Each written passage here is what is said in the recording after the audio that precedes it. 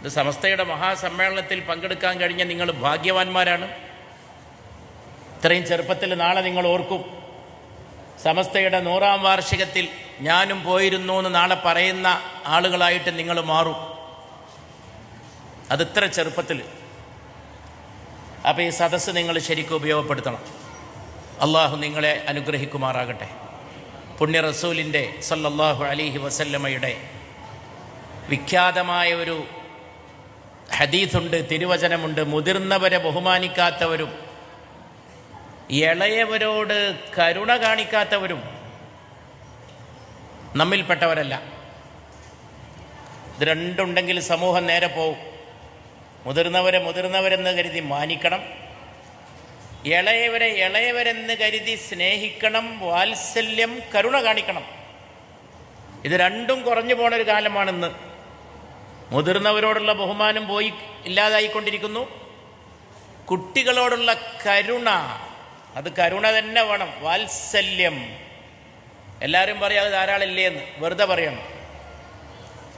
പറയണം. കുട്ടികൾക്ക് മൊബൈൽ വാങ്ങിക്കൊടുക്കലല്ല കുട്ടികളോട് കരുണ കാണിക്കൽ. കുട്ടികൾക്ക് ചോക്ലേറ്റ് വാങ്ങിക്കൊടുക്കലോ അല്ല. അതിൻ്റെ ഒക്കെ അപ്പുറത്താണ് കരുണയും സ്നേഹവും വാത്സല്യവും. അതൊരു ഉത്കൃഷ്ടമായ വികാരമാണ്. അതവിടെ ഇരിക്കട്ടെ, ഞാൻ വിശദീകരിക്കുന്നില്ല. അതുകൊണ്ട് അങ്ങനെയുള്ള വളരെ കലുഷമായിട്ടുള്ള ഒരു കാലഘട്ടത്തിലാണ് നാം ജീവിക്കുന്നത്. തെറ്റായ പ്രവണതകൾ, തെറ്റായ ബോധവൽക്കരണങ്ങൾ. കുട്ടികൾ മദ്രസയിൽ പോകുന്നുണ്ട്, സ്കൂളിൽ പോകുന്നുണ്ട്.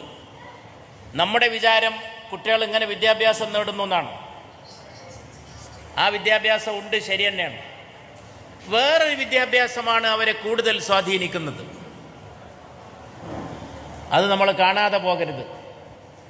അത് സോഷ്യൽ മീഡിയയിലൂടെ ലഭിക്കുന്ന വിദ്യാഭ്യാസമാണ്. നമ്മൾ അറിഞ്ഞാലും ഇഷ്ടപ്പെട്ടാലും ഇല്ലെങ്കിലും ഒരു മദ്രസയിൽ ഒരു കുട്ടി പോണത് എത്ര നേരമായിരിക്കും? 2-3 മണിക്കൂർ. സ്കൂളിൽ പോകുന്ന എത്ര നേരമായിരിക്കും? ഏറിയാലൊരു 10 മണി മുതൽ 4 മണി വരെ കുട്ടി പോയേക്കും. പക്ഷെ കുട്ടി എപ്പോഴും ഭക്ഷണം കഴിക്കുമ്പോൾ വരെ തീൻമേശയിൽ അല്ലെങ്കിൽ കുട്ടി ഇരിക്കുന്നിടത്ത് ഭക്ഷണത്തളികയുടെ മുമ്പിൽ മൊബൈൽ ഫോൺ വെച്ച് കൊടുക്കുന്ന, അത് കണ്ടുകൊണ്ട് ഭക്ഷണം കഴിക്കാൻ പ്രേരിപ്പിക്കുന്ന പിതാക്കളുടെയും കാലഘട്ടമാണ്.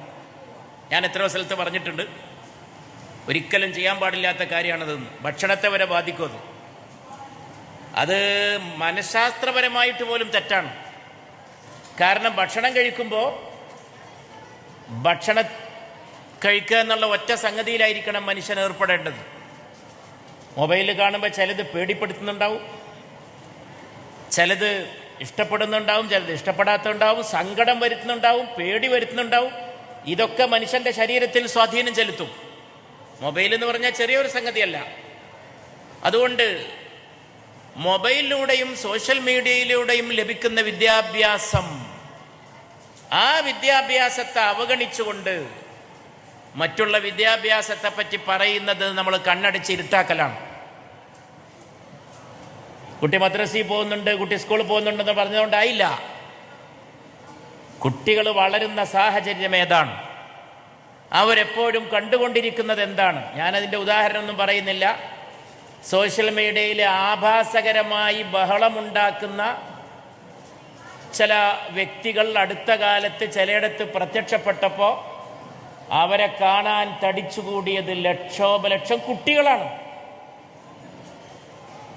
ഞെട്ടിപ്പിക്കുന്ന സംഗതിയാണ്. അപ്പോഴാണ് മുതിർന്നവർ പോലും ഇത് അറിയണത്. ഈ കുട്ടികളൊക്കെ എങ്ങനെയാണ് ഇത് അറിഞ്ഞതെന്ന്. പക്ഷെ അതൊരു സാമ്പിൾ കേസായിട്ട് ഏറ്റെടുക്കണം.